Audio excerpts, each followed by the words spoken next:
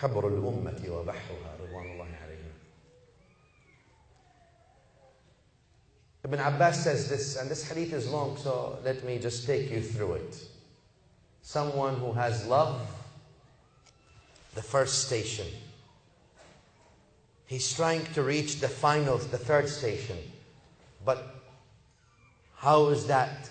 Love will make him relentless in trying to reach the final destination. Let's see. Ibn Abbas says, حدثني من فيه. Yani he told me. Young man. Hadith is long, so if I say it in Arabic entirely, it might take us too long. But let me try to go through some abbreviation, main milestones in the hadith. He says, كنت شابا, I was a young man. This is a young man in Persia, Ibn Abbas is saying, telling us the story of this young man. من قرية يقال لها جي أو جي. From a village called Ji, around Isfahan. In Arabic we call it, hadith says Asbahan. Lakin it is called Isfahan in English, I think. They say Isfahan, Nisfa Jahan, or something in the old days. There's no more Nisfa Jahan. But now Google is all it, Kulla Jahan, that's it. Anyway. This young man was Isfahan, or a village there. His father min dahaqina, he says, my father was from the chief people who were in charge of the fire worshipping temple. And he used to fear on me a lot. So he enforced an embargo that I should not leave the temple ever. And I grew up knowing about the temple and its rituals until I became the one in charge of making sure the fire that they were worshipping is not put off, is always lit. But the love of Allah in this young man, قُلْ إِن كُنْتُمْ تُحِبُّونَ اللَّهَ فَاتَّبِعُونِ. He needs to search. His thirst is not getting quenched. He says, until one day, my father has a business in so-and-so daya, in a village a bit far away from where we lived. And he got occupied, he couldn't go, so he had to send me instead. So he told me, go to that village and come back before sunset.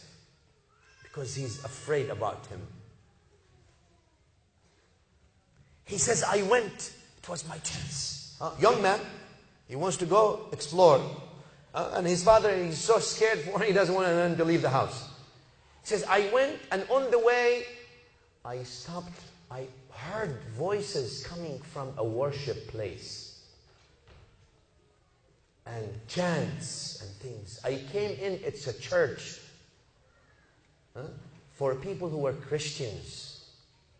He says, I entered. And I remained with them. I liked it. And I spent the whole day, I forgot about myself.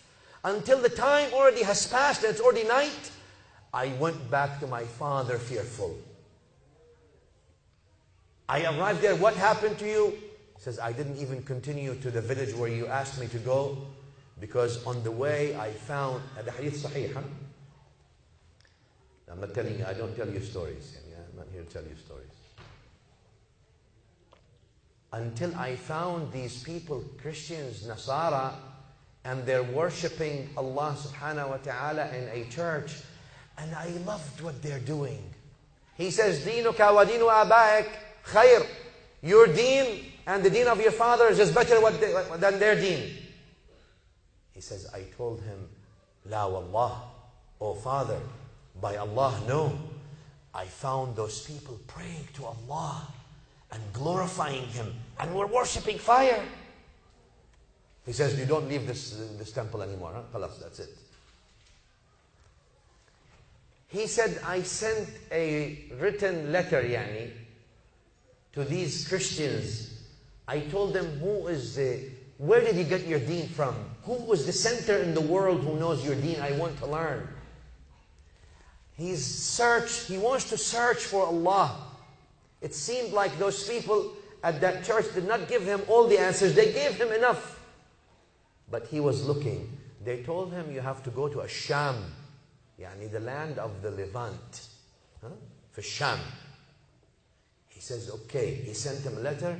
Said, when you have a caravan going to Sham, send me a message. I will come and travel with you from Persia all the way to Sham. Soon enough, after some time, a caravan of Christians came from Sham to Persia to these people's church, and they sent a quick message to this young man who was in the temple of fire worshipping, said, the caravan is here, they're ready to depart, hurry up. He says, I freed myself from the temple and I went all the way to the church and I joined their caravan in that long travel to Sham. He said, he got to Sham. He says, take me to the chief monk, the most knowledgeable scholar in Christianity. He says, they took him to that big church. He says, this is the man. So this young man came to him and says, would you allow me to come and serve you and learn from you and accompany you? He says, yes. He says, he allowed me, so I served him and I served the church and I was there and I lived with him. He lived with him for years until he died, that monk. This young man, obviously now after how long? I don't know, maybe 10, 20 years after that man.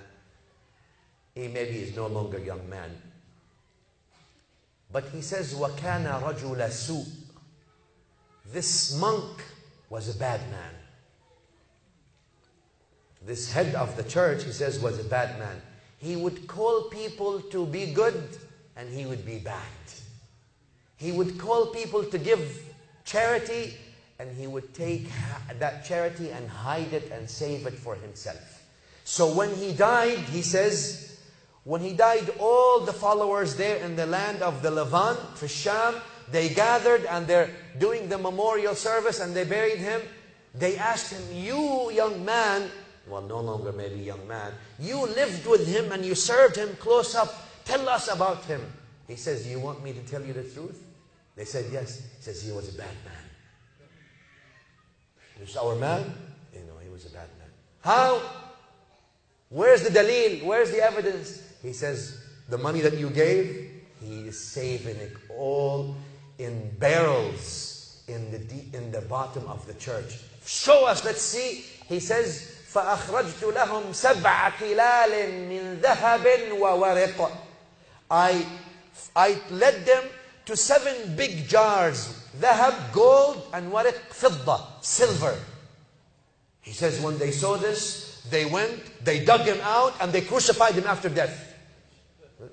Okay, you don't crucify him. The man is dead. They crucify him and they start throwing stones at him after he died. He says, in his place, then they appointed a man, another man. And he allowed me to be his servant and serve him. He says, and I lived with this man. He lived with this man for a long time, the new head monk. He says, and this man was the most pious of people I've ever seen. I have not seen anyone like him, fearing Allah subhanahu wa ta'ala, day and night. He says, I served him and learned from him all his life.